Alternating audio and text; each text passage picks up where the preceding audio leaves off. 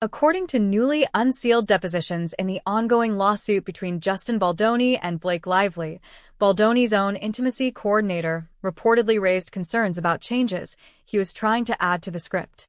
It didn't stop there. She allegedly reached out to an assistant director who also appeared to have concerns.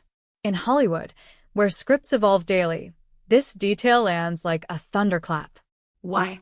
Because intimacy coordinators exist to prevent exactly this kind of conflict, and when they object, the industry listens. Unsealed depositions are like opening a sealed envelope labeled, "Read only if necessary." When courts unseal them, it's usually because the information inside is relevant to public understanding of the case. And once they're open, the narrative shifts.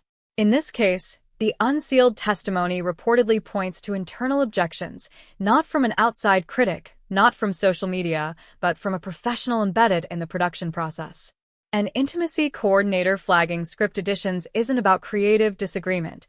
It's about consent, clarity, and care. Why does this matter? Because it reframes the dispute. Instead of a "he said, she said," we're looking at a documented moment where safeguards activated, and someone listened enough to escalate concerns to an assistant director. If those safeguards were triggered, what else might the depositions reveal next? Let's clear something up. Intimacy coordinators are not creativity killers.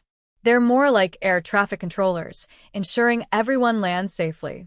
Their role typically includes establishing clear consent around intimate scenes, ensuring actors understand what's required and what's off-limits, translating the script into choreographed, agreed-upon actions, acting as a neutral advocate if boundaries feel crossed.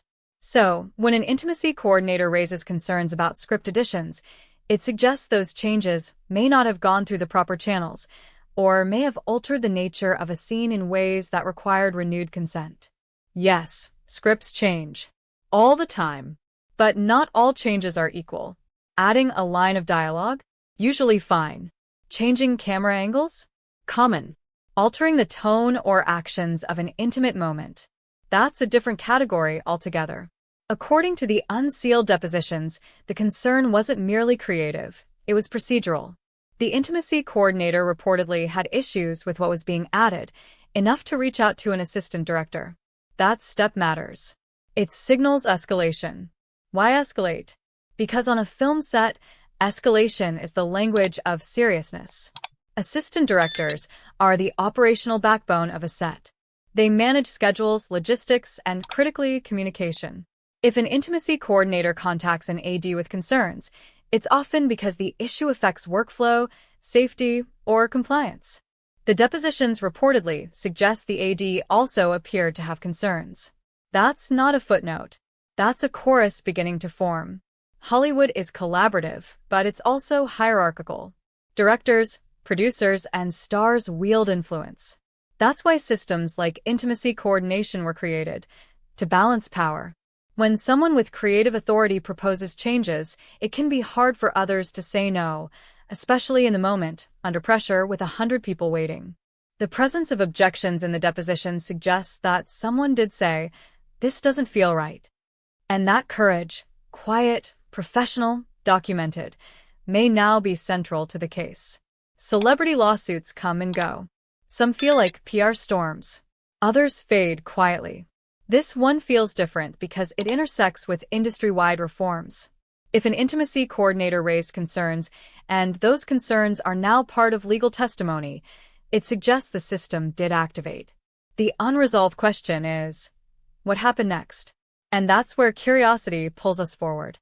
Behind every headline are humans navigating awkward conversations, professional risk, and personal boundaries.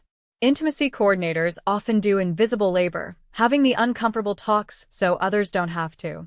When their concerns surface in court documents, it's a reminder that care work matters, even when it's quiet. And for actors?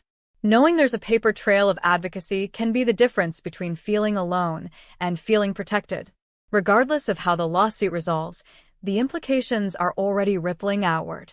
Studios, directors, and producers are paying attention, not just to the verdict, but to the process under scrutiny. Expect clear protocols around script changes involving intimacy. Stronger authority for intimacy coordinators to pause production. More training for ADs and department heads on escalation pathways. If an intimacy coordinator and an assistant director both had concerns, how many others noticed something fell off? And if those concerns were raised, how were they addressed at the time? Legal cases often hinge on small moments: an email, a meeting, a decision to speak up or not. As more details emerge, the public isn't just watching for drama. They're watching for accountability. Do these revelations change how you see creative control on film sets? Should intimacy coordinators have even more authority? Or is this a cautionary tale about process and communication? Share your thoughts, start the conversation, and if this article made you pause, even for a second, pass it along.